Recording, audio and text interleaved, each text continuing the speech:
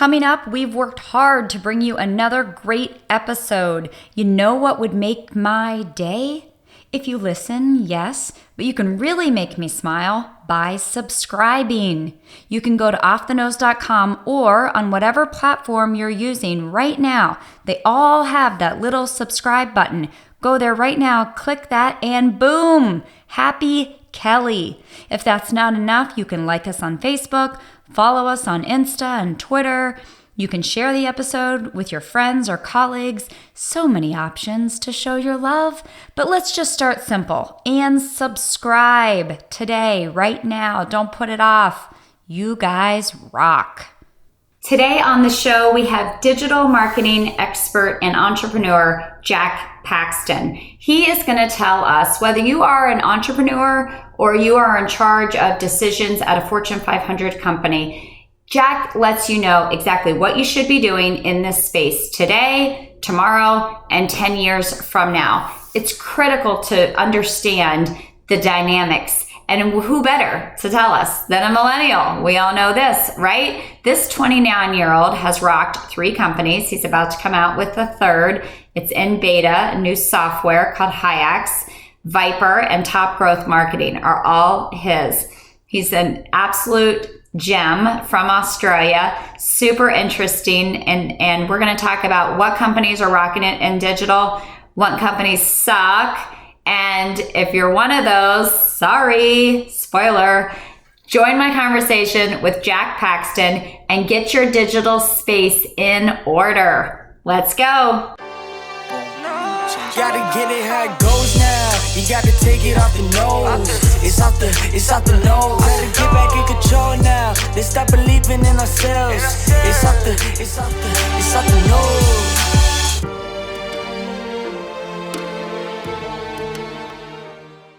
I'm excited to jump in with you.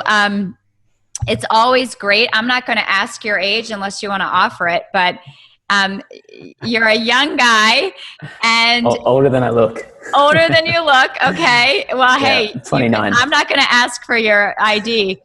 But you know, a young guy, and we want to celebrate that on Off the Nose. People living off the nose lives, doing the unexpected, taking the path, taking the pivot. Not caring maybe what the hell anyone else thinks and doing it their own way. And so, yeah, you're a young guy. You've done a lot. 3 companies that I count so far. So take us to the moment in time. You know, we all turn 18 and we're like, what the fuck do we do next? And you made a decision and somebody might have been there to influence you, but take me there. How did you become an entrepreneur? Yeah, so actually I've got to give a lot of credit to internships. I think that was the best part about, very fortunate that I went through schooling in Australia. And even though it's pretty conservative compared to the US, where I am now, is they did have opportunities available to go through university and then substitute out a semester with a work experience. Now, the only problem was there was like terrible work experience opportunities. It was like working at massive companies. You would just be a small little person that would come in and get coffee and maybe like not really get too much responsibility. Did you know how to make coffee, Jack? I learned. That's it, right? And you were like, I'm going to make the best damn coffee of anybody ever. Yep. And so, yeah, I decided to like take that opportunity and like sub out a semester in university for work experience, but I didn't like any of the companies that they were offering. So I went and found a company that I did want to and kind of like pitch them the idea of having kind of like an intern, because I was their first intern. And that's kind of where it started, because I wanted to go into like digital marketing and the development space. And this was probably, how long ago was this? This was like maybe 15. No, how many years ago was this? This must have been like 10, maybe like 12 years ago or something. Okay. Somewhere around that, 10 to 12 years ago. So 2010, 2012-ish, something. Or no, 2008. 2008 to 2010, somewhere in there. Okay. And so, yeah, started with that company. They did website development. So kind of got interested in that. And then I went into the marketing side of things. And so over that 6 months, I got a ton of experience in a bunch of different areas with digital. And that's where I think really started. And so then from there, I sort of started looking at, I learned how to be a coder or develop. I was terrible at that. So I was like, all right, can't do that.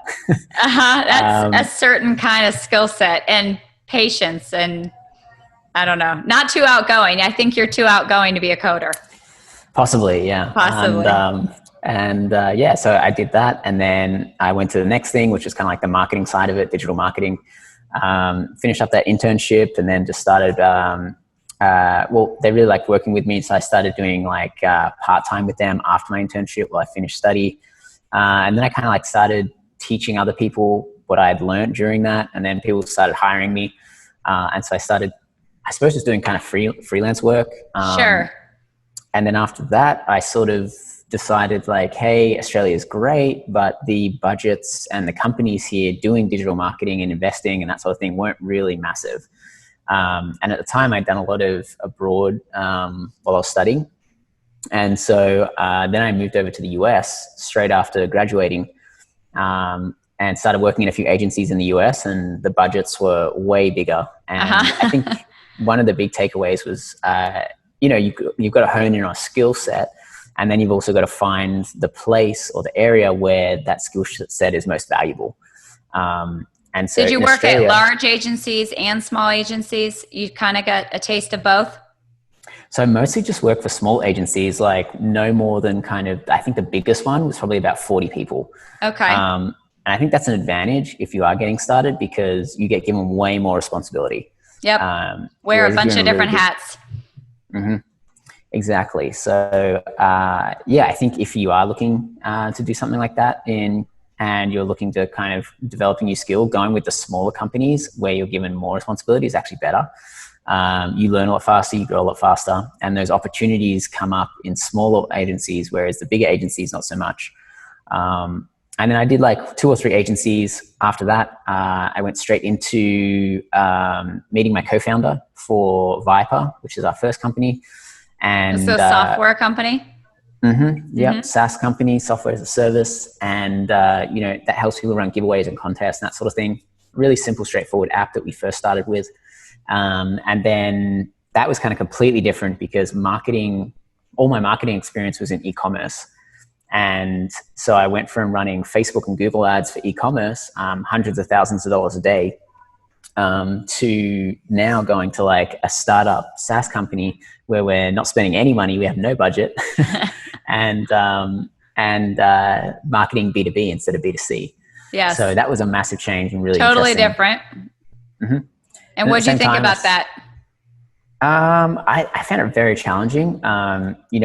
Looking at all the different verticals and different ways that you can market a company, it's really it's very different between organic and paid. Usually you split it down like that.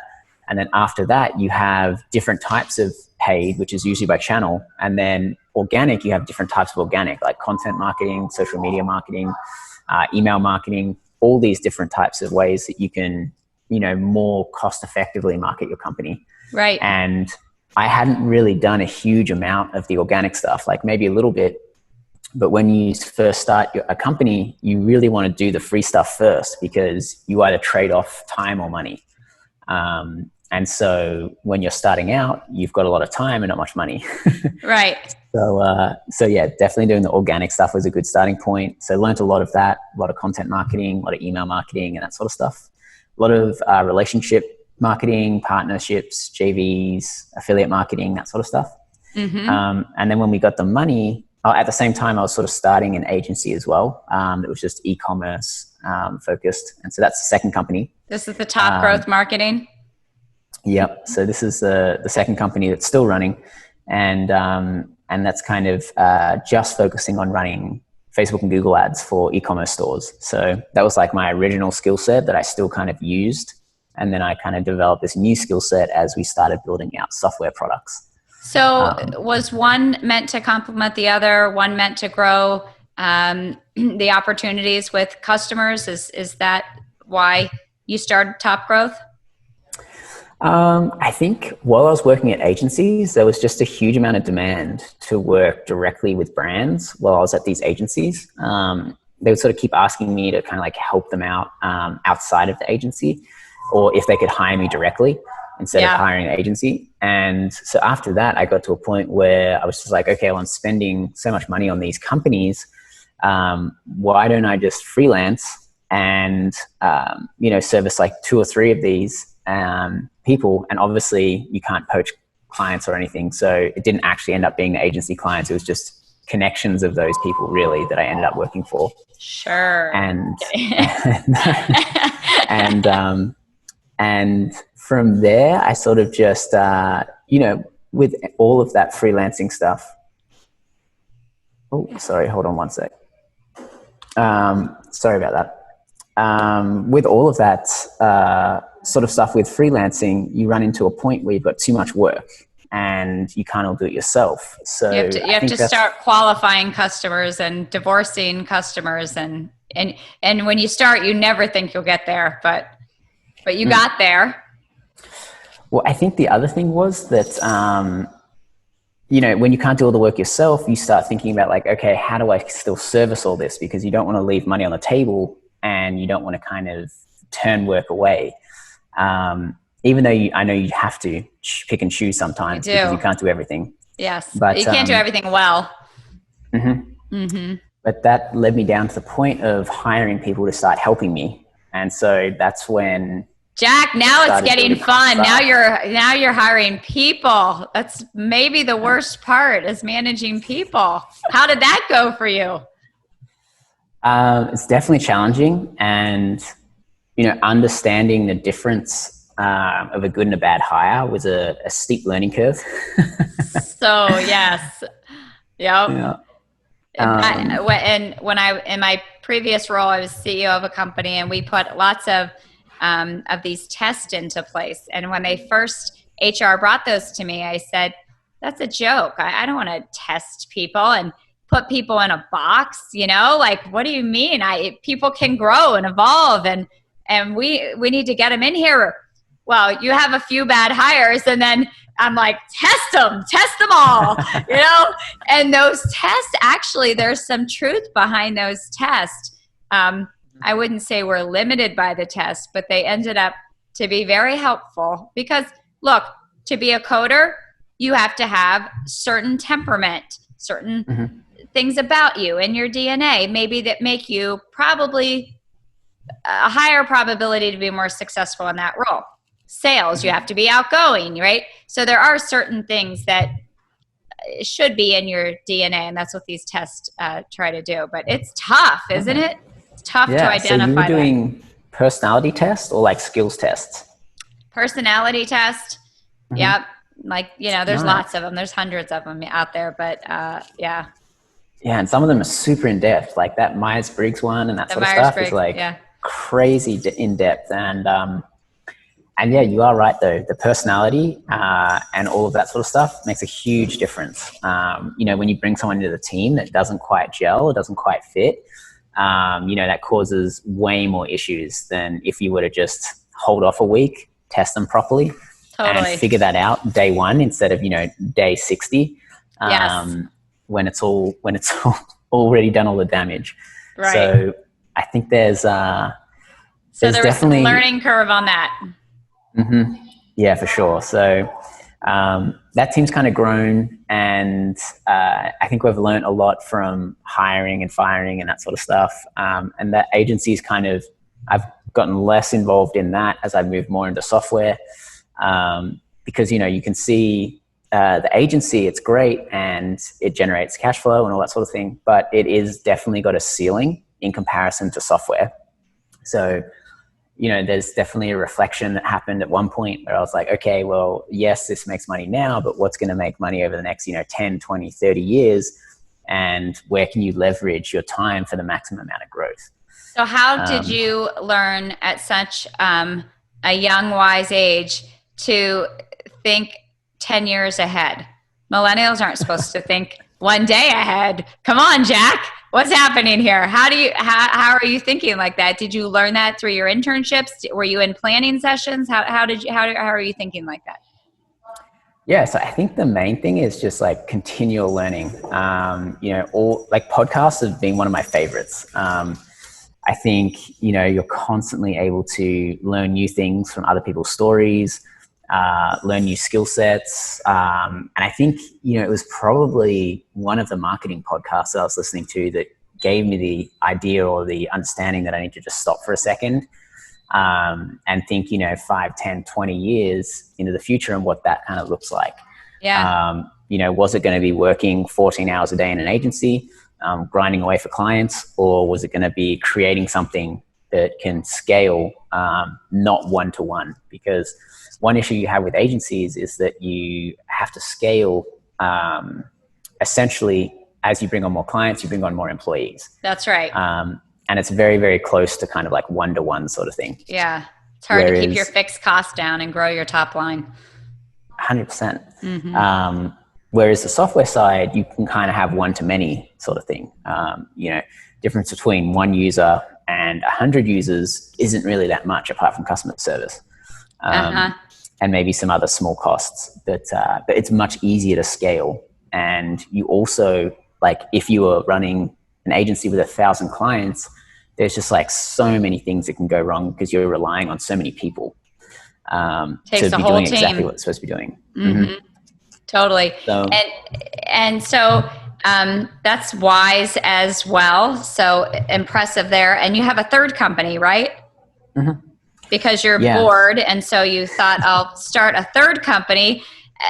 I guess you have a goal. By the time you turn 30, you'll have X amount of companies. All right, let's hear it. What started this third company? So we learned a lot from our first software company, and that gave us the idea to start our second one. So the second one, 𝐂𝐈𝐓𝐃.com, we started because we wanted to be more essential in the business. So for example, running giveaways and contests, it's a nice to have. It's kind of like, it's not something that you definitely need to run your business. And then we kind of noticing trends around people creating courses, membership sites, and all that sort of stuff. And there's a bunch of products on the market that they all have holes in them.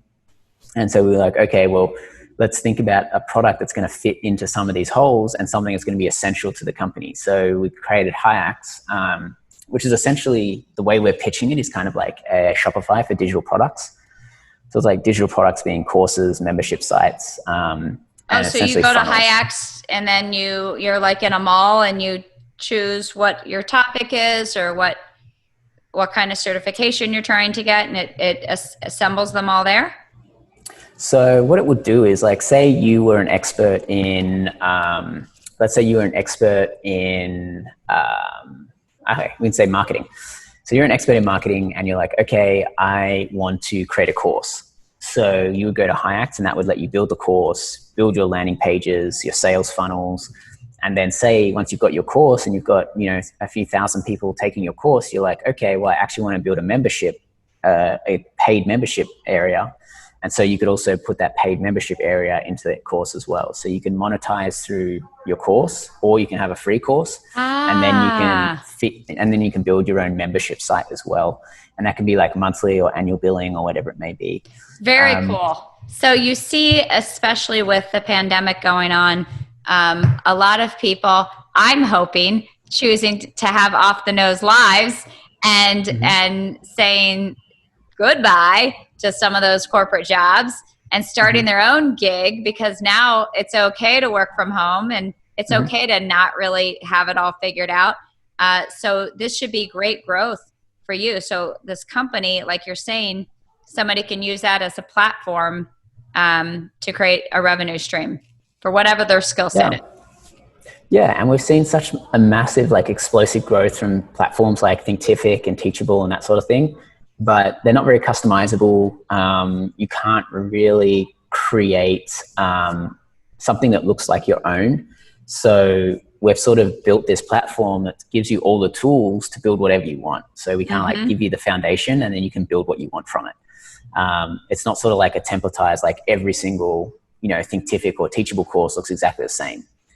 with 𝐂𝐎𝐒𝐍𝐄𝐓, it's kind of more like we're giving you like a website builder for courses and membership sites. So you can design anything you want and make it look any way you want, Very to cool. fit your brand and that sort of thing. So we sort of saw that as an opportunity, and like we've been developing that for like 6 to 12 months now. And so that's like in its final round of kind of like crossing off all the T's and dotting all the I's. It's in beta right now? Yep. Yeah. Mm-hmm. So it's beta at the moment. And yeah, we're really excited to get a few people in there to start getting some more feedback. We've obviously got feedback from kind of like some very internal closed off beta users, but, you know, opening it to people who have no idea who we are or what the product is should be really interesting. And so, yeah, that'll be the third one. So hopefully we'll hit that one by 30. Nice. So is it, how planned is your innovation versus accidental? I think everything in life is accidental to a degree. Yeah, it kind of makes it more fun, but yeah. Yeah. I don't know, like a lot of the stuff I ended up doing, I stumbled across because I was doing something else. Yes. So I didn't start thinking like, okay, I'm going to build all of these different things. These are the dates I need to have it done by. These are all the steps I need to take. Like definitely didn't have any sort of plan like that. I think the one thing that a lot of people do, I was talking to a few other people the other day, is like people not knowing where to start. They're at their jobs. They kind of want to leave their job. They want to do something else. They're realizing like the flexibility of being at home, and like, you know, it doesn't really fit sometimes being an employee. They want to kind of work for themselves. And these people have been saying like, how do you even get started? And I think the main thing is you just need to take like the first step, like buy a domain name or sign up for a service or jot out some ideas. Because once you take the first step, the following steps become much easier. And I think that was my case. It was just like one step after the other. And you can kind of like start planning out like 2 or 3 steps ahead of you, or start kind of like seeing 2 or 3 steps ahead of you. But in reality, you can't plan the entire race. You kind of develop as you go. It's funny. Somebody asked me, I was on a show yesterday, and they said, well, out of everybody you've interviewed, do you see a common trend? And I said, I spoke to this point. I said, yes, nobody really had a plan. You know, like most people weren't like, I'm going to go be an entrepreneur. I'm going to go be a TED Talk speaker. I'm going to go be a, you know, these things just sort of happen. So that should make people who are afraid to be an entrepreneur, that should bring calm to them. Like, you don't have to have it all figured out. You just gotta, like you said, start. Get the domain. I think that is one of the issues why people kind of put it in the too hard bucket as well, because they're like, oh, I have to have a business plan. I have to have like, you know, customers. I have to have staff. I have to have like all my tax sorted out, all my business licenses sorted out. And, you know, when I first did all of that, like, God, I hated doing tax and LLCs and S Corps and all that sort of stuff. It was just like so boring. Yes. And I just had no idea what was going on, especially going from Australia over to the US, where everything changed like a second time. But yeah, like, you know, as more software becomes available, those things become easier and easier. So, right. You know, we use Gusto for, you know, all of the HR and hiring and payments and all that sort of stuff. And they manage a lot of that sort of thing. You have like project management tools, which managing people overseas becomes super easy. So I do think technology is making it easier to start companies as well. Yeah. And a lot of these are very affordable. A lot are month to month. You know, I know you do a lot of that stuff too, scalable affordability, so people can start out, get their, you know, dip their foot in and grow. What do you think about just opportunity right now, sheer opportunity? You know, the way we market, the way we go to market, it's just so different. I mean, who would have thought influencers would have the most power over anybody? And so it makes, you know, the big companies, who I know you work with a lot of smaller companies, but it's pretty easy to become irrelevant. You know, what do you think about the power of the influencer and who are the players in digital marketing? Yeah, well, essentially everybody's competing for attention. You there's only so many people and so much attention available. And there's all these brands, all these people, whether it's a physical brand, personal brand, or whatever, all these people trying to attract or capture that attention, whether it's listeners to a podcast or whether it's, influencers for likes on their Instagram post.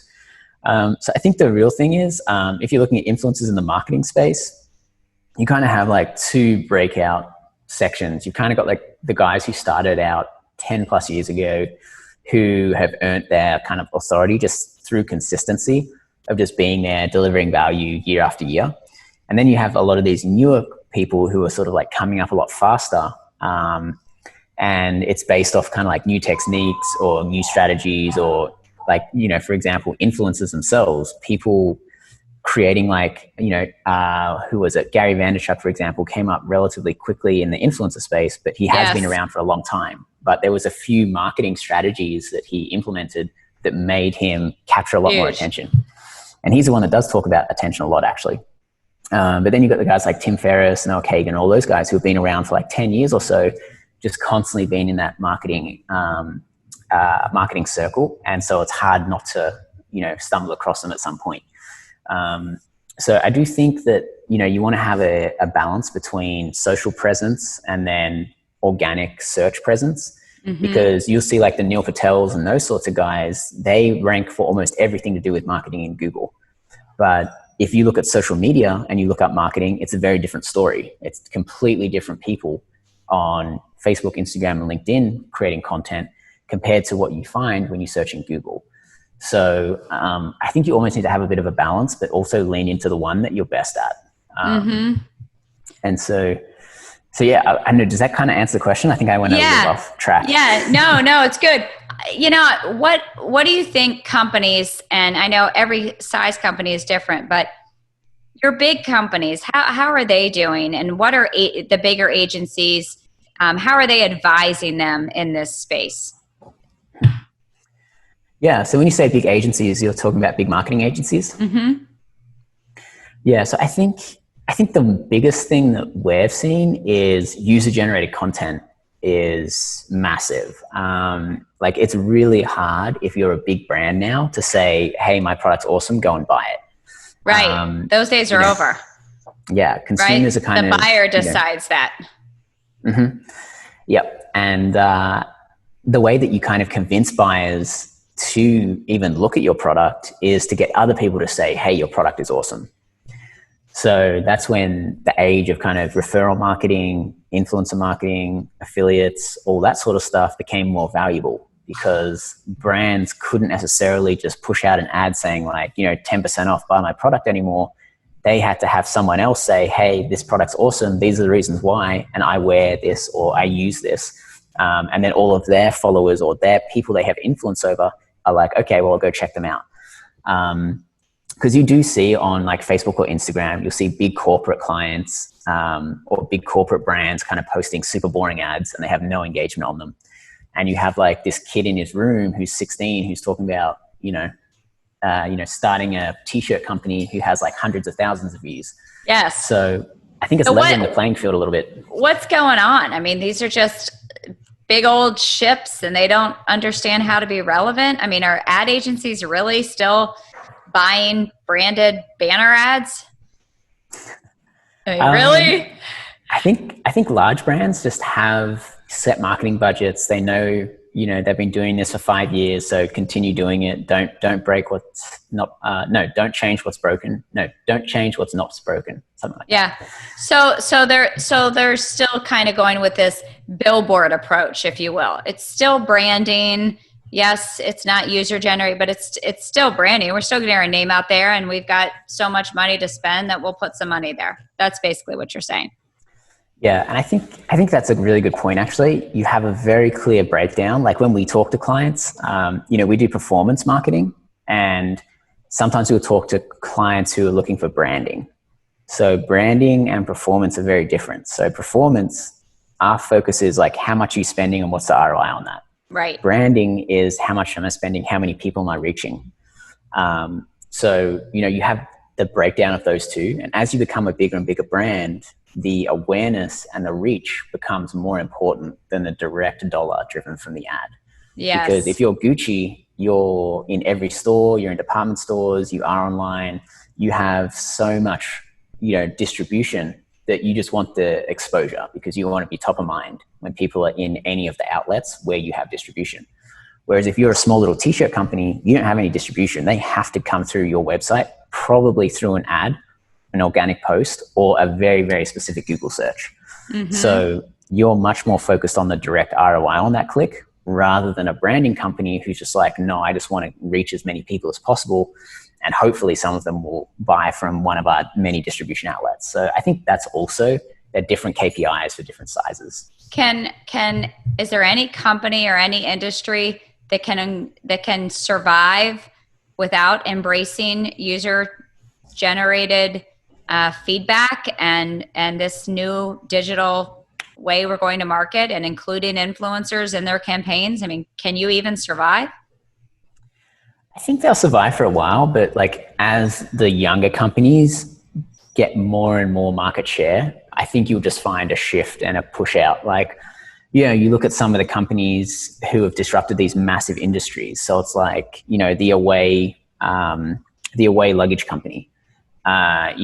Luggage was dominated by these massive brands that were just kind of like all using the same manufacturer somewhere. They're just slapping their logo, put a different label on it. Yep. And just selling it through that way. And then you have these innovative companies like 𝐂𝐻𝐶 come up, who started out as a small company, probably got started doing a lot of their Facebook ads and all that sort of stuff, grew into a big enough company to start competing. And now they're going to physical stores and all that sort of thing. So I think you're going to see these newer companies just start taking more and more market share and pushing those other companies out.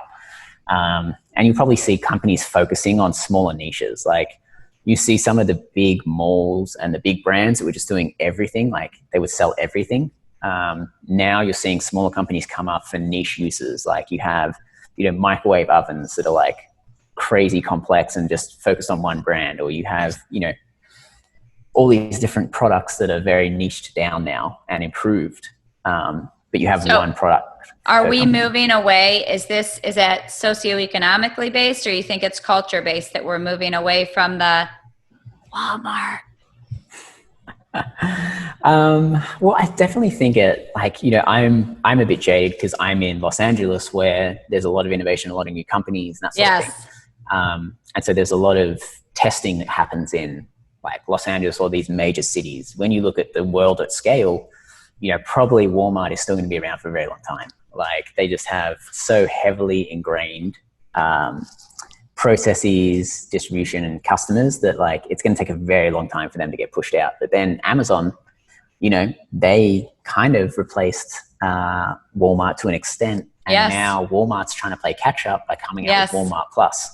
So they kind of like got beaten on the digital front by Amazon, and now they're trying to catch up. So I think you'll probably see that in a lot of cases. Obviously, Walmart and Amazon is the biggest example, but I'm sure that will start happening in other smaller niches as well. So I think it's a great opportunity for people starting companies right now.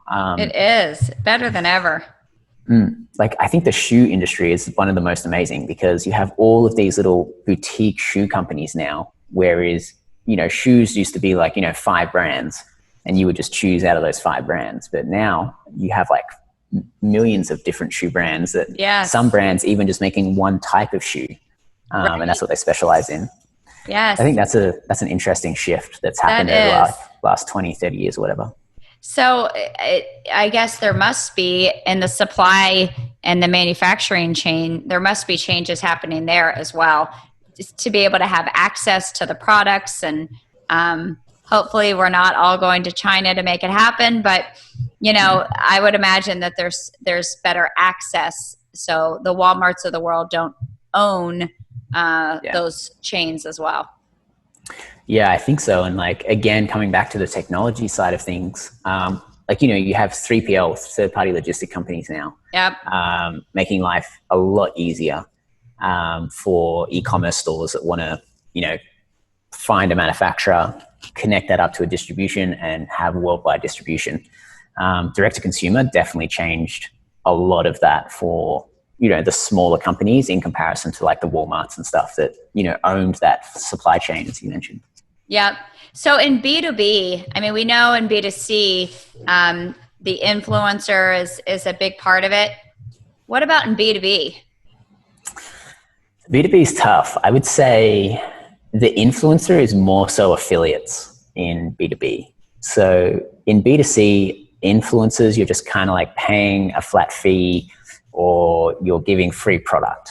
Whereas an affiliate, you're kind of giving a performance commission on any sales they drive. So I think B2B, we've seen more success with affiliates than we did influencers. But at the same time, instead of influencers, well, the kind of influencers that we use is when people do product reviews. So they're like, okay, well, we used Viper. These are all the things we loved about it. These are the other people who are in that space who you could choose. And these are the reasons why we chose Viper. So it's somewhat of an influencer, but, they don't have these millions. Like an individual. It still is an individual, but they just don't have these massive followings that you see like normal influencers having. So do they hold as much weight? Right, I know. How do we get Kim Kardashian in some of these very non-exciting industries? But they just don't have the following. So are they as effective? It's really hard to pick the right ones because I think some of them are really effective. Like if you find the right person, they have the right audience that's suited to your product, yes, it works. But with B2B, so many moons have to align to get that conversion to happen. Whereas with B2C, there's less moons to align. So it's easier.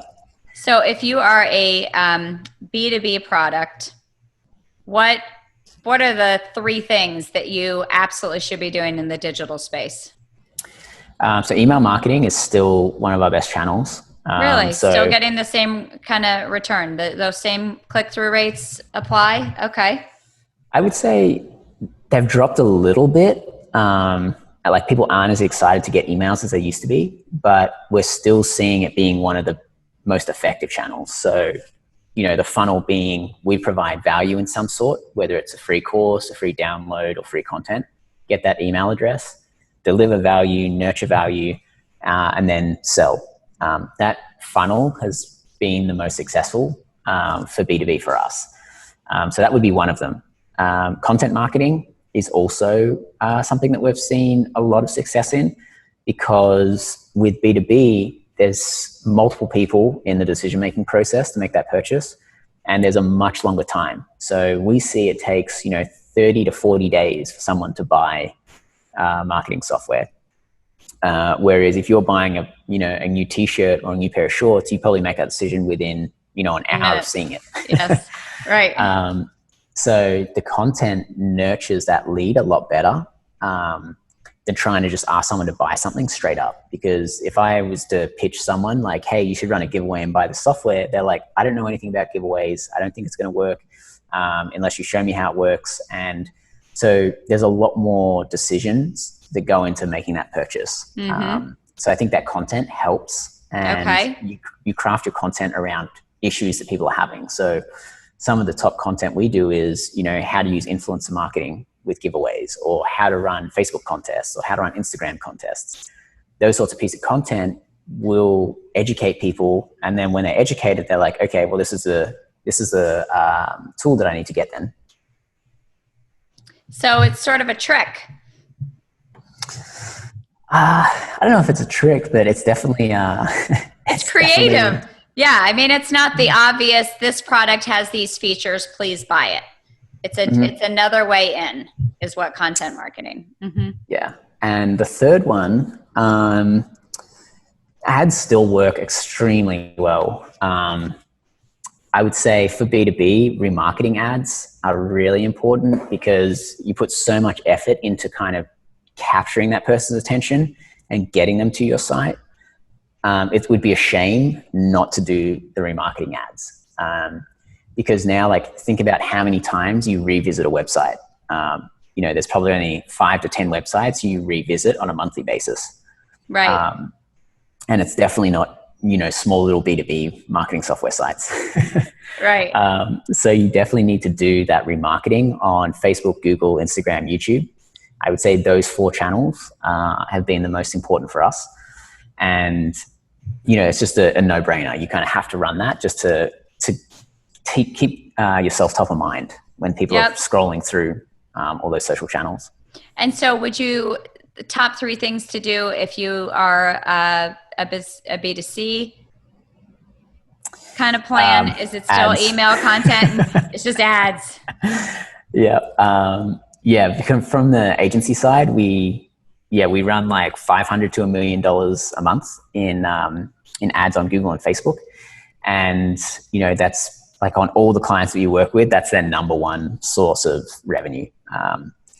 Once you have that combination of like really good ads, really good offer, great content, great targeting, leading to a great landing page that converts. Like once you have that formula figured out, you can just keep scaling it now that, ad targeting is so good, tracking is so good. Yeah, the analytics distribution, are amazing. And distribution over, Facebook and Google is just most of the world. So,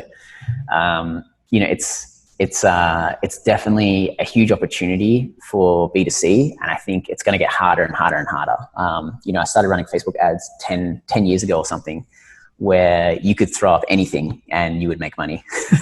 And so it's getting harder and harder and harder. And I think, this is still the golden age of Facebook and Google advertising as, people start understanding the value of that data. Once governments start kind of, intervening more with data protection and privacy and all that sort of stuff, you're going to find that it gets a lot harder to track your ROI and also to deliver. Good marketing messaging. Some of it'll get stopped is what you're saying. Censored. Yeah. Yep. So I think take advantage of it while you can. Right. God almighty. Can you think of something off the top of your head that's just killing it? Like just you're amazed by their digital, how creative and smart their digital marketing strategy is? Yeah. So if we're talking like B2C, I think some of these apparel companies like Fashion Nova, and I think Sasquatch is like this soap company. Some of these B2C companies have come up from like nothing and scaled to, tens, if not hundreds of millions of dollars in revenue within just a few years. Just like explosive growth through a lot of it being influencer marketing, good content, and ads. So I think some of those have been really good. Who else has been really good? I was pretty impressed with all the away stuff, the luggage I talked about for a while, but then, coronavirus hit and that kind of put a stint on travel. Yeah, we weren't going away so much. We were staying home. Yep. Who else in the B2C? I know, I didn't mean to put you on the spot. No problem at all. I think the other thing actually that I've been very impressed with talking about the coronavirus actually is how some of the restaurants have pivoted and how they've gone online. Absolutely. Agreed. Yeah. So how they've kind of, developed apps or websites and they're now taking orders, doing curbside pickups. I think some of them adapted really well. Some of them are well, I love the ones that said, we will never do takeout. Now takeout has become a bigger part of their business. That's pretty funny. One is a big steak restaurant out in LA called Felix. And I talked to the owners there and they were like, we're too cool to ever do takeout. And then all of a sudden they're sending steaks home, how to make steak and homemade pasta. I'm like, seriously? Yeah. And now it's like 40% of their business. It's pretty crazy. Yeah. And then I remember hearing the Shake Shack CEO talk, something similar. He said, what's in the future is making a Shake Shack burger in your own kitchen. And it's just so funny because the old way of the way companies would think about marketing, like we talked about in the beginning, is like, we will dictate to you. We will let you know how to use our product and when you can use it and so forth. And we are going to hold on to the secret sauce. And now it just seems like you're irrelevant if you're like that. I mean, for Shake Shack to show you how to cook what before you had to come into the restaurant to enjoy the secret sauce. For Felix, this high-end steakhouse in LA, to send home directions how to make the pasta. Like, that's mind-blowing, isn't it? Yeah. 10 years ago, you would have been like, this is craziness. Right. Why would a restaurant ever do that? But yeah, I think, times definitely change and consumer habits change and companies have to adjust to that. Otherwise they get left behind, I think.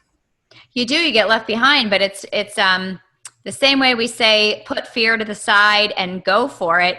I think the companies that are impressing me certainly and are being innovative and will survive are the ones that aren't afraid. They're not afraid to share the secret sauce and to listen to what their consumers are saying they want. Mm-hmm. Yeah, well, at the end of the day, the consumer shops, with their money as well. So, if you're doing something right, consumers will come and spend money with you. Whether that's giving away your secret recipe or holding your recipe back, you'll soon find out if you're doing the right thing or not. Totally.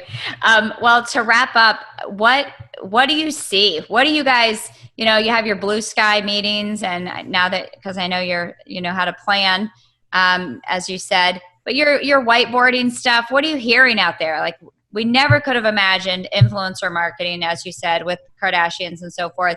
What do you think it's going to look like in 10 years? Crystal ball. Yeah, that is a tough one. I think the influencer stuff will continue to grow. I think people want to hear from people, not brands. So I like that. Yeah, so I think you'll probably still see influencers coming along. I think influencers will then start creating more of their own brands. Yes. So I think, influencers will see, okay, my fans want this. Instead of working with a company, why don't I just make my own? So manufacturing and logistics will probably get easier again. You had that starting off with drop shipping. So, that made it a lot easier for people to make these drop shipping stores, but then, customers rebelled against that because of wait times and all that sort of stuff. Yeah. I think it'll slowly adapt so that you can actually find manufacturers easier, create custom products and get those delivered at reasonable times. I think that'll be the combination that you need. So I think influencers and their own brands will start up. Some influencers are already doing that. But I think it will start pushing down to even the micro influencer level. I think, advertising on social will just continue, unless something else replaces social media. But I think everybody's just so addicted to it. It's hard to see that going away in 10 years. Unless there's a massive shift. There'll be the next TikTok, whatever the next thing is, but still it will be the basis of social media, still in the social media realm. Yep. Yeah. The platform and the channels will change, but the concept of, connecting with people online won't. And, whether that goes to virtual reality, whether it goes to stays on a screen or, who knows? Yeah. But the technology is going to be there for virtual reality and that sort of stuff pretty soon. So I can imagine some sort of afterlife sort of scenario where people are zooming in and porting into digital worlds where everything's perfect. Totally. I mean, maybe I'll be able to go right into Kate Hudson's living room and design my own exercise outfit with her that day, and it's personally delivered. I don't know. Yeah, we'll have to see on the manufacturing end how that works out. Yeah, so I think that'll be big. I think software is like SaaS, software as a service, is still relatively small vertical. I think that'll keep growing, and as more and more developers and people get into creating these little SaaS companies, you're going to have more competition, and better products are going to come out. You've already seen SaaS companies disrupt most industries. You look at payments online and you've got Stripe instead of PayPal now. Yes. Which was, a small company to start with that scaled up. You've got the startup accelerators like Y Combinator, who's sort of like fueling this massive influx of new SaaS companies, which is kind of like a make or break scenario. They kind of like put you in the deep end and you either sink or swim, and that speeds up that process. So I think you'll keep seeing that happen, and you're seeing a lot of other accelerators as well coming up. And so I think that will open the door to more, individuals and developers and entrepreneurs having the channel to just start something and get guidance to launch. So I think that'll create more SaaS products as well. And, almost everything in life will have an easier online solution, just like payroll, banking, all that sort of stuff. Yeah. There's no reason. What I just heard, digital marketing expert right here saying there is absolutely no reason for anybody to not create their own space, their own product, have their own voice, and you don't have to work for the man. Yeah, well, starting off with, courses and everything is just skyrocketed in the last few months because people are like, hey, I have all of these talents that I could teach other people, and they want to learn these things and they're willing to pay me to do it. Yep. So I think, I think the rating system will also be massive. So you're going to have all these people creating businesses, brands, products, but like being able to curate those will probably become a big pain point. So there's an opportunity for someone listening. Yeah, that's a very good point. It's fun to think about where the opportunity will be. I just find it fascinating. Well, I've really enjoyed it, Jack. You are awesome, 29, and I want to see what you do by 30. So stop slacking. I don't know when your birthday is. When's your birthday, Jack? February next year. So you have time. Long. Come on. No, it's not much time at all. I got to get a move on quick. Seriously. We're still in the beta. I know. Well, good luck with the release of 𝐂𝐲 as you move from beta, and congratulations on where you are today. Thanks for the inspiration and the look forward. Enjoyed speaking with you today. Yeah, thanks, Kelly. I really appreciate it and had a great time. Thanks, Jack. Take care. Thank you. Bye. Better change up your perspective. It's something new.